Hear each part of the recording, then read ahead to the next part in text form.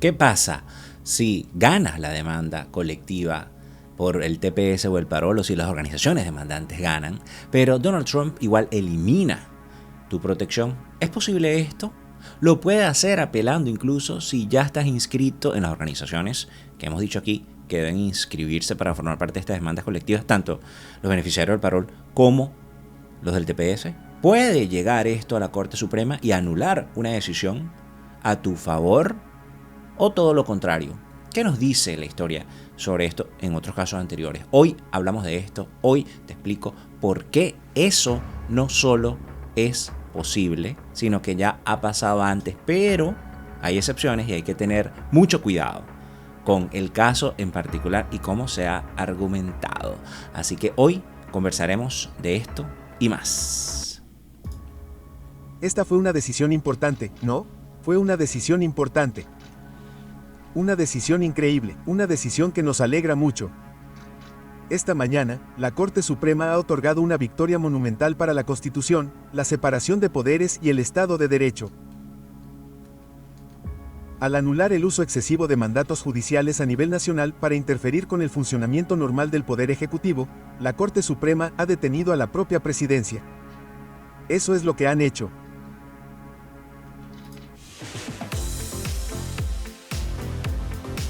Ricardo lo dice migrando. Hola, ¿qué tal amigos? Bienvenidos a este episodio número 71 de Ricardo lo dice migrando, tu podcast de migración confiable en Estados Unidos. Vamos a empezar desde ya entrando en materia, pidiéndole a todos, por favor, que se suscriban, activen la campanita de notificaciones, le den me gusta, comenten y compartan. Es la forma como apoyan este proyecto periodístico, me ayudan a mí a seguir adelante luchando contra la censura y la desinformación. Arrancamos sin perder más tiempo porque el tema de hoy está buenísimo, mucha información importante que vamos a estar ofreciéndoles aquí y analizando y estudiando lo que ha pasado en la historia para que tengamos claro cuál es el panorama y no nos desinformemos. Bien, vamos a comenzar. Fíjense ustedes, hablando particularmente de esto que estábamos viendo ahí Donald Trump hace unos minutos, el 27 de junio, una conferencia de prensa que ofreció Donald Trump el 27 de junio de 2025, este viernes pasado, cuando la Corte Suprema en una votación 6-3 eliminó el uso de las llamadas Universal Injunctions, o en español lo que se conoce como medidas cautelares nacionales.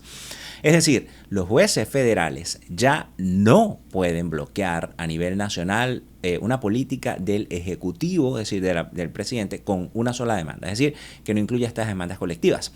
Ya lo hemos hablado aquí en el canal. Solo pueden frenar esa política para quienes están formalmente inscritos en la demanda o pertenecen a una demanda de clase o class action, que vamos a explicar cómo se come esto, si usted puede pertenecer o no.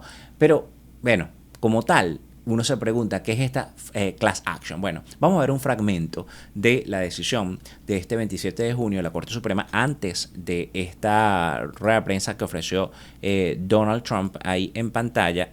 Ustedes van a ver, bueno, vamos directo a la fuente original, como siempre lo hemos hecho, como siempre hemos estado, vamos a decir, bueno, ofreciéndoles a ustedes información basada en datos confiables, en datos oficiales, y si hay datos quizás que no son oficiales, sí hay datos que vienen de universidades, hay datos que vienen de fuentes académicas que son confiables también. Bien, ahí en pantalla, fíjense, ustedes, avísenme por favor si lo están viendo allí. Me parece que se salió, pero deme un segundito, vamos a tratar, ahora sí, creo que ahora sí. Ahí está el fragmento y dice así: la regla 23, vamos a leerlo textualmente en español, ¿no? La traducción. Esta regla 23. ¿Y a qué se refiere esta regla 23? Las limitaciones de la regla 23 sobre las demandas colectivas subrayan un problema importante con las medidas cautelares universales. Una demanda colectiva, dice la decisión de la Corte Suprema de este viernes pasado, adecuadamente conducida, hemos dicho, solo puede tener lugar en cortes federales a través del procedimiento establecido en la regla 23. Y bueno, muchos se preguntarán, pero bueno, Ricardo, ¿con qué se come esto de la regla 23? Legalmente, ¿qué significa? Bueno, que si una organización logra certificar una demanda colectiva, ese juez sí puede proteger a todos los miembros de esa clase, incluso si están fuera del estado donde se presentó, si viven en otro estado donde se presentó la demanda. Bueno, veamos qué dice el Instituto de Información Legal de la Cornell Law School de la University de la Cornell University sobre esta regla, esta información académica, y sobre qué es esta regla 23, que es la norma que establece los requisitos legales para que un grupo de personas pueda ser, bueno, tratado como lo que se conoce como una clase en la misma demanda, cuando todos comparten un daño o un interés común frente a esa demanda. Y esto pasaría para la gente que tiene TPS y las que tienen parol, en este caso. Ahora, ¿para qué? O sea, ¿qué exige como tal? Bueno, para que un tribunal certifique una demanda colectiva bajo la regla 23, se deben cumplir estos criterios. 1, numerosidad. El grupo de personas afectadas es tan grande que sería poco práctico hacer demandas individuales. Por eso se recurre a esta acción de clase.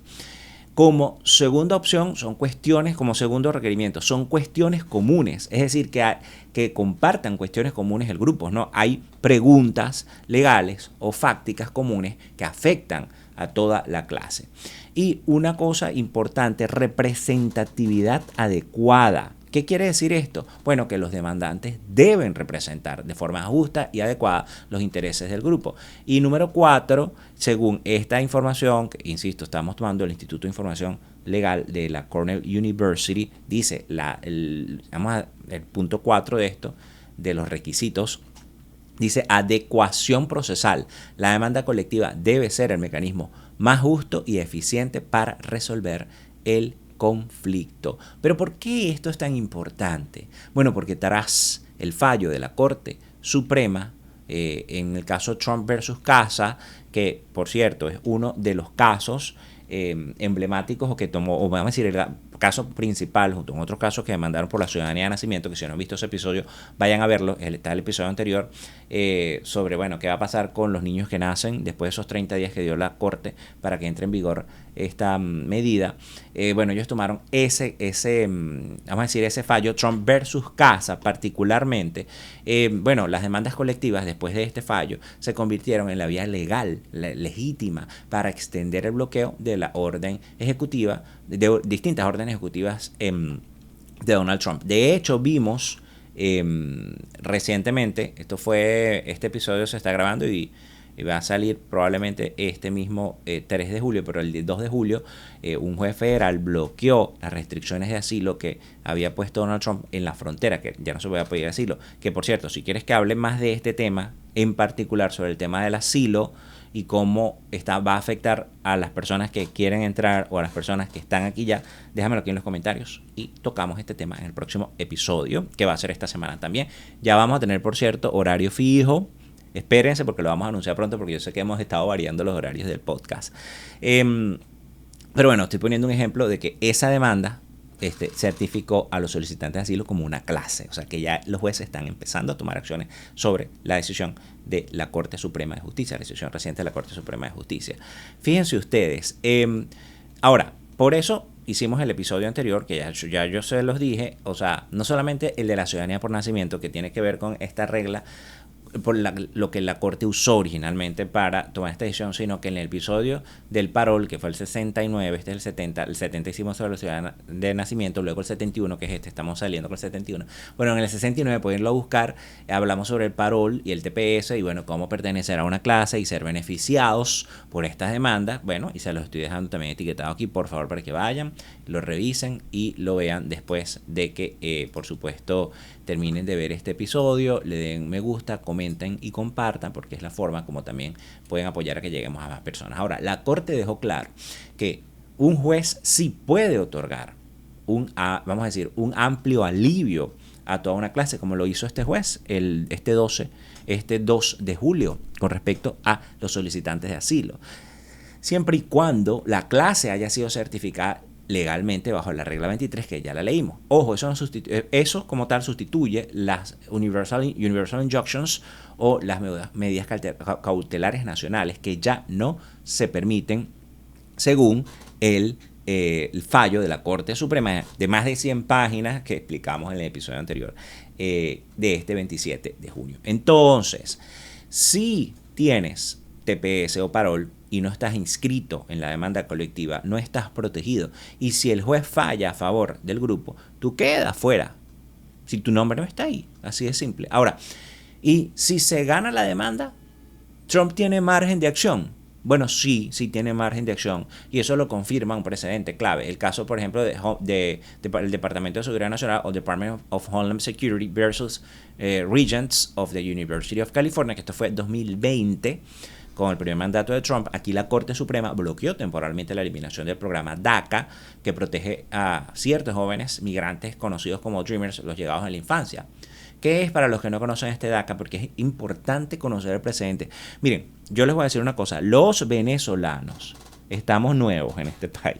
En comparación con todos los años que tienen mexicanos, centroamericanos luchando por derechos aquí. Para poder, vamos a decir, tener una presencia legal. Gente que de bien, que trabaja, paga impuestos. Aquí todos somos latinos. Pero antes, mucho antes, bueno, se había dado bajo la era de Obama. Y esto es lo que le quería explicar, este programa, que es un programa creado por el Departamento de Seguridad Nacional en 2012 bajo el mandato de Obama, que otorgó protección contra la deportación y permisos de trabajo temporales a jóvenes traídos en la infancia sin estatus migratorio. No otorgaba un estatus legal ni un camino de residencia, pero ha beneficiado a más de 800,000 personas. Y fíjense ustedes, esto es comparable con los venezolanos, porque en el caso del TPS son más de 600,000 venezolanos, y en el caso del parol, bueno, más de 100,000 venezolanos. Entonces, imagínense ustedes, es comparable la cantidad de personas como tal. Ahora, ¿qué hizo la Corte en este caso de Regents? En 2020, la Corte Suprema dictaminó que la eliminación de DACA por parte de la administración de Trump fue arbitraria y caprichosa, y por lo tanto fue ilegal bajo la ley de procedimientos administrativos. La razón, miren, y esto hay que tenerlo claro, el Departamento de Seguridad Nacional, porque esto ha sentado antecedentes, no justificó adecuadamente, vamos a decir, la decisión como tal, no consideró el impacto sobre los beneficiarios y, bueno, falló en documentar la base legal. Pero, fíjense ustedes, la Corte no declaró que DACA fuera legal o constitucional, o que, vamos a decir, o más bien todo lo contrario, la ilegalidad o la constitucionalidad del programa, ni prohibió que el gobierno lo eliminara a futuro. Solo dijo que debía hacerlo siguiendo el debido proceso legal. Es decir, por un tema de forma de procedimiento administrativo. La demanda fue una class action o una medida cautelar universal. Pues miren, las demandas iniciales contra la eliminación de DACA fueron presentadas por múltiples actores, estados, universidades, organizaciones civiles, beneficiarios individuales, pero no como una demanda colectiva. Ojo, y no quiero que se confundan o que me vayan a malinterpretar sobre esto, porque estoy colocando este ejemplo de cómo actuó la Corte Suprema en el caso de que la Corte Suprema, de que estos casos llegaran a la Corte Suprema. Pero obviamente no podemos garantizar de que va a pasar lo mismo. Solamente estoy hablando de esto como precedente para que sepamos cómo ha actuado la Corte Suprema en el pasado. Ahora, en este caso, el caso de DACA no se certificó formalmente bajo una demanda de clase, bajo la regla 23, como ahora está exigiendo la Corte Suprema, y como ya vimos que están empezando a certificar las decisiones de los jueces federales, sino mediante múltiples acciones coordinadas que, bueno, luego fueron consolidadas. En la práctica, los jueces emitieron injunctions universales, lo que acaban de bloqueando la eliminación del programa a nivel nacional. Eso hoy, bueno, ya no se puede hacer, como les decía, porque la Corte Suprema, en su fallo del 27 de junio, Trump versus Casas, prohibió el uso de medidas cautelares universales. Ahora, el único camino para proteger a todos es mediante las demandas de clase certificadas como la class action. Ahora, ¿qué pasó después del fallo de la Corte como tal? De este fallo que estamos conversando de la Corte Suprema. Es decir, ¿qué vino después? ¿Qué hizo la administración de Trump? Esto nos deja un aprendizaje sobre cómo actuó Trump y cómo podría actuar, aunque la organización CASA, por cierto, que es una de las demandantes en este caso de ciudadanía que tomó la Corte Suprema para decir que estas injunctions universales ya no se pueden llevar a cabo, ya ha advertido que esta es una administración 2.0, es decir, que ellos están buscando no cometer los mismos errores que cometieron antes para poder salir victoriosos en su agenda como tal antiinmigrante. Ahora, fíjense ustedes, el mismo gobierno de Trump, el día siguiente del fallo, con respecto a DACA, restringió DACA mediante un nuevo memorándum, rechazó nuevas medidas, nuevas solicitudes como tal, limitó renovaciones a un solo año, antes eran 2, eliminó permisos de viaje, lo que se llama como advance parole. Y el mensaje, bueno, fue claro, un presidente puede eliminar un programa migratorio como DACA o bueno, como TPS o parole, pero lo que o sea, estamos hablando porque vamos a decir que está bajo su potestad. El tema es que si las condiciones que están allí se cumplen o no, o si la argumentación como tal es suficientemente sólida o no, y para eso se puede retar legalmente, que es lo que está pasando. Pero solo si lo hace siguiendo los pasos de la ley de procedimiento administrativo, puede eliminar programas como DACA. Lo dijo la Corte Suprema, explicando por qué lo elimina y bueno, considerando los efectos sobre quienes dependen del programa y actuando de forma coherente y documentada. Ahora, ¿qué tiene que ver esto con el TPS y el parol? Bueno, que si una demanda colectiva por TPS o parol o de clase gana en una corte federal, el gobierno de Trump podría apelar. Ya lo ha hecho. Y si la Corte Suprema no lo frena por vicios de forma, como ocurrió aquí, el programa podría ser modificado o eliminado, igual que se intentó con DACA. En resumen, ganar no significa blindar el programa, ganar en las Cortes Federales. ¿Es un alivio? Sí. ¿La pelea se acaba? No. Pero importante esperar las decisiones que se pueden tomar en California, en Maryland o en Massachusetts con respecto al TPS y con el parole, por ejemplo, en Massachusetts. Significa ganar una batalla como tal, pero no toda la guerra jurídica. Tengan esto claro. Según un análisis del Legal Information Institute del Cornell Law School, esto se llama rescindir por vías alternas y sigue siendo una herramienta legal del Ejecutivo cuando no cambia el fondo, sino el procedimiento, ¿no? Es decir, miren, para tomar un poco de contexto legal, esto, puede escalar. Y sí, si Trump apela al caso del TPS o del parol, pues puede terminar la Corte Suprema, es muy probable. De hecho, según datos del Administrative Office of the U.S. Courts, el 74% de las apelaciones de temas migratorios terminan en circuitos federales y más del 10% logra escalar a la Corte Suprema de Justicia.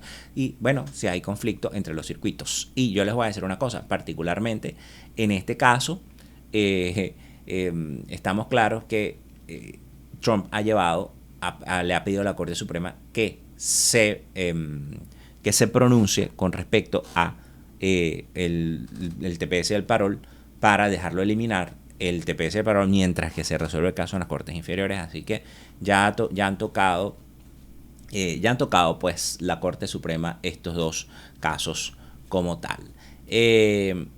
Ahora, fíjense ustedes, si ustedes viven en algunos de estos estados, vamos a ver si lo podemos colocar allí en pantalla para que lo vean.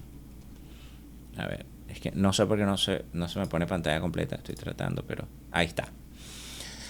Si ustedes viven en algunos de estos estados y tienes TPS, no basta con tener el estatus. Si no estás inscrito en las demandas colectivas de la Alianza Nacional del TPS o del Justice Center Action, podrías quedarte sin protección legal, así de simple. Ahí estamos viendo, ahora sí, que estaba desactivado. Fíjense ustedes, yo quiero traer algunos datos importantísimos. Yo creo que es importante comprender el contexto de lo que está ocurriendo, cómo está ocurriendo y el impacto que esto puede tener para que lo entendamos de forma razonable, más allá de las pasiones y de los discursos de odio. Florida, yo sé que aquí Florida es el estado número 1 que me ve en este podcast. Así, yo soy venezolanos o migrantes en Florida en general. Yo sé que tengo cubanos que me ven también. Un saludo ahora y un abrazo para los migrantes de cualquier nacionalidad que me ven. Florida concentra casi 1/3 de todos los beneficiarios del TPS en el país. Es decir, de todos. De ese grupo como tal, de ese tercio, el 59% son venezolanos que están en Florida, de ese tercio. Lo que equivale a alrededor de unos 200.000 personas en riesgo si el programa es eliminado por la administración de Trump. Y estos datos provienen de un reporte federal publicado por el Congreso en 2024. El impacto económico directo de quienes tienen TPS en Florida sería grande. Que por cierto, fíjense ustedes, aquí está. Miren, total de las personas con TPS en general. California 72.500 85, Texas 124.710 y Florida 357.895. Por aquí está. Hay otros estados más arriba, pero estos son vamos a decir, los más fuertes, los que más tienen en general, no solamente venezolanos. Ya yo les di la cifra de venezolanos de nada más en Florida a cuánto corresponde, ¿no? Ahora, el 95% de los beneficiarios mayores de 16 años del TPS, ¿no?, trabajan activamente según datos de la American Immigration Council, contribuyen con más de 485 millones de dólares en impuestos estatales y locales y son esenciales en sectores críticos como la educación y la salud. Y estoy hablando solo de estos impuestos estatales y locales. En el tema de la educación cubren vacantes en escuelas públicas y en salud, especialmente en atención domiciliaria, donde el 64% de los trabajadores son inmigrantes, muchos con TPS, señores. Y pues el riesgo de colapso en servicios básicos, si se pierde el TPS, es grande. Y esto está establecido en las demandas que se están llevando a cabo. En condados de aquí, de Florida, como el Miami-Dade, por ejemplo, donde hay muchos venezolanos. Por cierto, en el condado Miami-Dade, vamos a ver si lo podemos colocar aquí más cerca. No creo que esté dividido no está dividido por condado, pero estamos hablando de Florida como tal. En Miami-Dade ya faltaban casi 700 maestros en 2024, es decir, bueno, estaban cortos había escasez de maestros. La eliminación del TPS podría profundizar la crisis de personal de sectores como la educación y la salud pública. Esto, de acuerdo a un recuento de distrito realizado por la Asociación de Educación de Florida. Entonces, fíjense ustedes, aunque estés inscrito y ganes una demanda colectiva, eso no garantiza que Trump no pueda volver a atacar el programa por otra vía legal. Ya lo ha hecho antes, aunque la demanda, por ejemplo, de DACA no era colectiva, pero lo llevó a la Corte Suprema. Y si llega hasta la Corte Suprema, la última palabra puede cambiar todo. Y hago esta comparación porque es una comparación con un caso migratorio donde afecta una base significativa de migrantes que fueron llegados en la infancia y que fueron dados por vía ejecutiva, en el caso del demócrata Obama, y que Trump intentó eliminarla. ¿Y qué pasa si se modifica el TPS o el parol? Se preguntará mucho con una nueva orden ejecutiva, por ejemplo, porque eso no está, es decir, eso no, quizás muchos no lo han considerado. ¿Qué pasa si, vamos a decir, no estás en la demanda como tal? Bueno, todo eso te lo voy a explicar luego de que regresemos de este breve mensaje que quiero darles con respecto a la suscripción. ¿Ya te suscribiste y activaste la campanita de notificaciones? Recuerda que es fácil, rápido y así apoyas este proyecto periodístico independiente. No te cuesta nada, aprovecha estos segundos para hacerlo justo ahora. Y si estás en Estados Unidos o cualquier país fuera de Venezuela, puedes mandarnos superchats, super gracias. Y te invito a suscribirte a mi boletín de Substack en ricardolodice.com. Es un boletín blog, así que te van a llegar las noticias sobre migración y sobre Venezuela a tu bandeja de entrada, sin intermediarios. Te voy a dejar el link aquí y también en los comentarios fijados. Recuerda, en tiempos de oscuridad, el periodismo independiente es resistencia. Miren, Donald Trump no puede, no necesita el Congreso para modificar el TPS, o el parol, mejor dicho. Él puede hacerlo desde el propio Poder Ejecutivo. Y aunque pierda una demanda colectiva, puede apelar, cambiar el programa y, bueno, reiniciar todo desde cero. Pero al final de este bloque como tal te voy a responder unas preguntas y respuestas comunes que ustedes me dejaron en el episodio 69 sobre el TPS y el parol y el tema del registro, de cómo inscribirse correctamente en las demandas colectivas.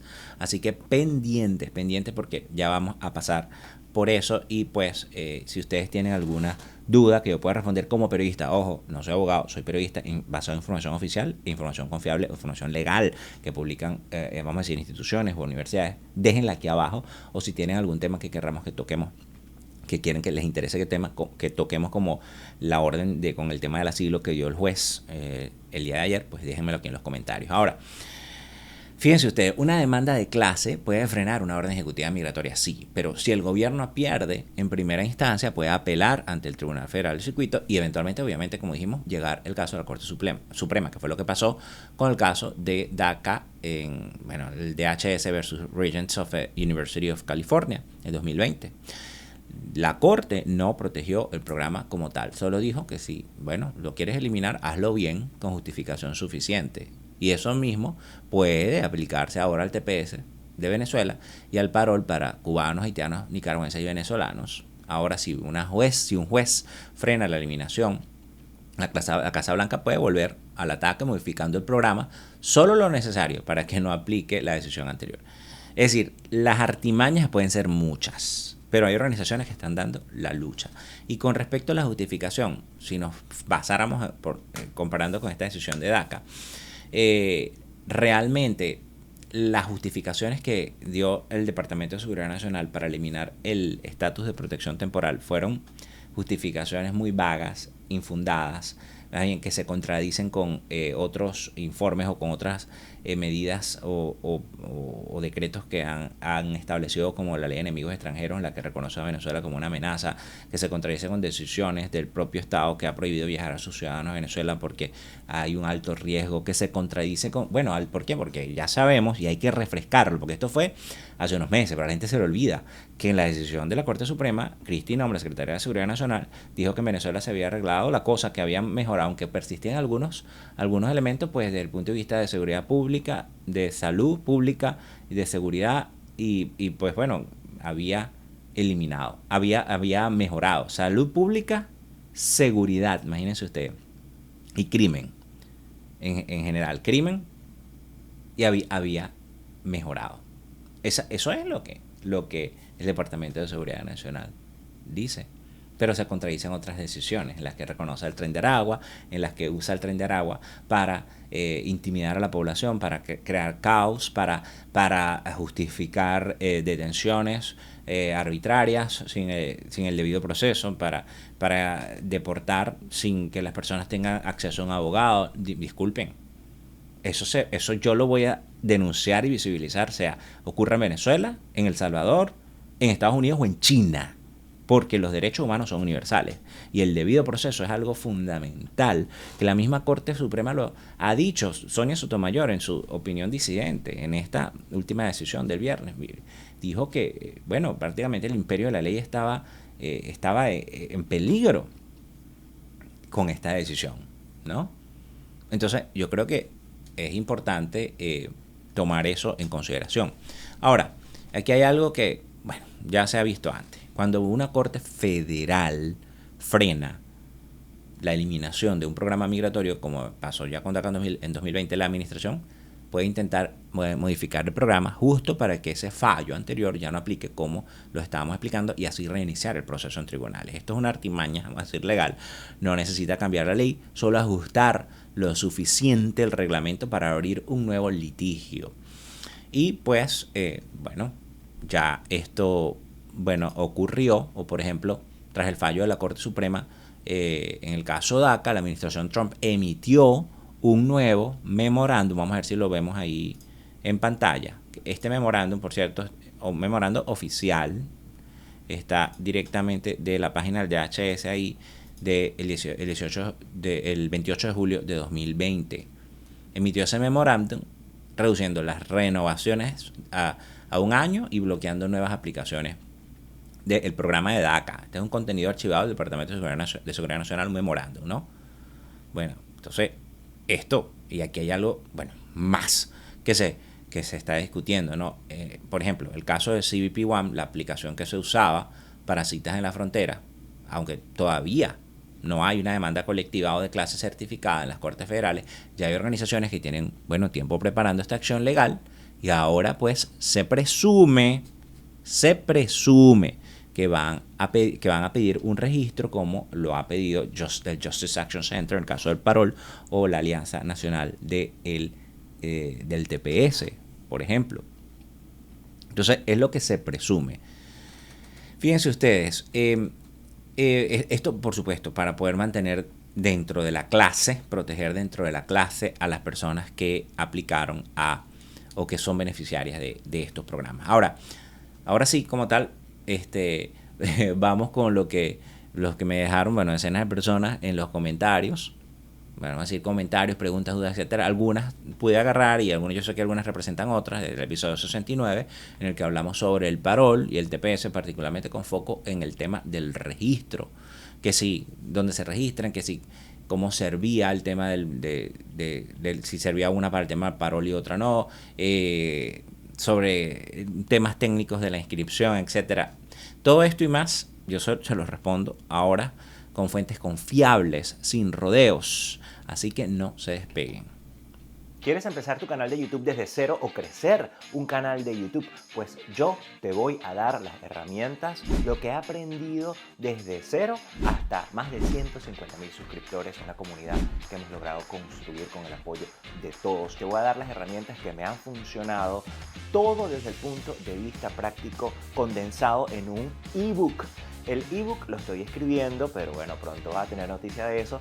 Si estás interesado, eres profesional en cualquier área o simplemente tienes un negocio o tienes algo que decir, este libro te va a interesar. Si quieres monetizar y hacer de YouTube también parte de tus ingresos o incluso, ¿por qué no?, full time. Inscríbete en esta lista de espera que te voy a dejar para que no te pierdas cuando se publique el ebook y sepas dónde obtenerlo online. Fíjense ustedes, estar en el TPS o tener TPS no es lo mismo que estar en una demanda colectiva del TPS. Antes te arropaba solo por tener TPS, ahora no. Y tener parol tampoco te garantiza estar inscrito legalmente en un caso. Así que te voy a explicar esa diferencia que es clave. Y bueno, leo algunas de las preguntas más repetidas que me dejaron en el episodio 69 para aclarar esas dudas. Y aquí van como tal algo importante. Tener el TPS y el parol, como le estaba diciendo, no te protege si el programa se elimina y tú no estás formalmente inscrito en las demandas de clase o colectiva que los defienden las cortes. Una cosa es ser beneficiario del programa migratorio y otra muy distinta, o de cualquiera de estos programas migratorios, y otra muy distinta es estar legalmente listado como parte de la acción legal. Insisto, antes no era necesario, ahora sí lo es bajo esta nueva orden de la Corte Suprema, bajo la regla 23 del Procedimiento Civil Federal. Y con la decisión de la Corte Suprema del 27 de junio de 2025, que eliminó estas Universal Injunctions, esa diferencia ahora marca la distancia de quien se queda protegido y quien se queda por fuera. Así que bueno, miren, dentro de las preguntas como tal, una pregunta que me hicieron bien recurrente. ¿Dónde puedo inscribirme? Me lo repitieron mucho. Si tienen TPS venezolano, la organización que representa la demanda colectiva es la Alianza Nacional del TPS a través de su formulario en línea oficial. Yo se los estoy dejando el link aquí fijado en los comentarios y en la descripción de este episodio. Se los dije y se los repetí varias veces en el episodio 69, así que vean hasta el final siempre los episodios para que ustedes no se pierdan información de nada, porque yo sé que muchas personas quizás vieron un fragmento o vieron una parte inicial y después no sabían dónde estaba el link. Y también pasa con el parol para cubanos, venezolanos, haitianos y nicaragüenses. El formulario oficial de la organización Justice Action Center, que está una de las que está demandando a Trump bajo este caso, también yo les estoy dejando ese formulario fijado en la descripción de estos comentarios, así que pendientes con eso. Ahora, vamos a ver, yo tengo otra pregunta que filtro de ahí, o que representa, vamos a decir, distintas preguntas que me hicieron. Yo tengo TPS desde hace, vamos a leer aquí, yo tengo TPS desde hace años. Eso significa que ya estoy en la demanda. No. Si tienes TPS desde hace mucho y no te has inscrito en el link que estoy dejando aquí, que es de la Alianza Nacional del TPS, yo no tengo que ver con esa alianza como tal. Simplemente se está promoviendo que la gente se inscriba como un paso importante para que sea cubierto en una decisión eventual de la demanda por el juez Shen, por ejemplo, California, o los otros jueces de Massachusetts o Maryland. Así que si no llenaste ese formulario específico, tu nombre no está incluido. Háganlo a la brevedad posible. Y si la demanda se gana, tú no estás cubierto. Así de simple. Otra pregunta, ¿qué pasa si escribí mal el correo o no recibí la información? Aquí lo mejor es volver a llenar el formulario. Ambas organizaciones lo han dicho, no pasa nada. Si lo envías 2 veces, lo importante es que tu información esté correcta. Y además me lo dijo la misma Adeli Ferro del Venezuela American Caucus. Si lea, la directora ejecutiva que le hemos entrevistado aquí, lea cuando esté llenando sus datos, que estén sus datos correctos, revísalo 10 veces si es posible. Vea letra por letra. Dígale a alguien que más que se lo revise y que su correo esté bien escrito, su correo electrónico. Porque si no, un typo, un error de dedo, bueno, simplemente le va a retrasar. No lo van a poder contactar de la organización. Es importante eso. Otra pregunta. ¿Y si mi abogado me inscribió, qué tengo que hacer algo? Otra de las preguntas ahí. Bueno, depende. Algunos abogados lo hacen como parte del servicio, pero lo más seguro es que, bueno, tú lo confirmes directamente con el equipo legal de la, vamos a decir, de la organización que lidera la demanda, o que tú, bueno, hables con tu abogado y que él te asesore. Siempre le digo, importante, asesoría con el abogado directamente. A ver, otra pregunta. ¿Y si no estoy en ninguna demanda colectiva? Bueno, esto también, bueno, si no está en ninguna demanda colectiva, pues lamentablemente, pues está fuera de la protección. Aquí no hay más nada que decir. Si la política se elimina y no hay otra orden judicial que te incluya como tal, no estar en la demanda como tal, no significa deportación automática, pero sí te deja sin defensa colectiva, te puede dejar en un limbo que te puede hacer deportable. Importante. Así que ya sabes, el TPS no te salva per se. Si no estás en la demanda y el parol, pues bueno, no te va a salvar ni el parol ni el TPS si no estás inscrito en la demanda. Así que si no estás en esta lista, estás fuera. Y si el caso llega a la Corte Suprema, solo los nombres que aparezcan en esta demanda colectiva son los que van a contar. Importante. Recuerda, no soy abogado, no doy consejo legal, pero como periodista te puedo decir que esta es la información confirmada, oficial y confiable. Así que no esperes a que sea tarde. Si tienes TPS, verifica tu inscripción con la Alianza Nacional del TPS, y si tienes parol, haz lo propio con el Justice Action Center. Repito por enésima vez, yo sé que puedo sonar cansón, pero es importante porque me preguntan mucho. Los links en la descripción, fijaos aquí en los comentarios y aquí abajo. Suscríbanse, activen la campanita de notificaciones y compartan, eso nos ayuda demasiado. Si este video te ayudó a entender mejor lo que está pasando, por favor hazlo. Es fundamental. Si quieres que hablemos de algún tema, como ya te dije en particular, déjalo aquí en los comentarios. Te leo en los comentarios sobre los temas que quieres que hablemos. Nos vemos en el próximo episodio de Ricardo lo dice migrando, tu podcast de migración confiable en Estados Unidos. Por aquí les habló Ricardo Sánchez Silva, periodista venezolano desde Washington, D.C. Un abrazo gigante. Se les quiere. Ricardo lo dice migrando.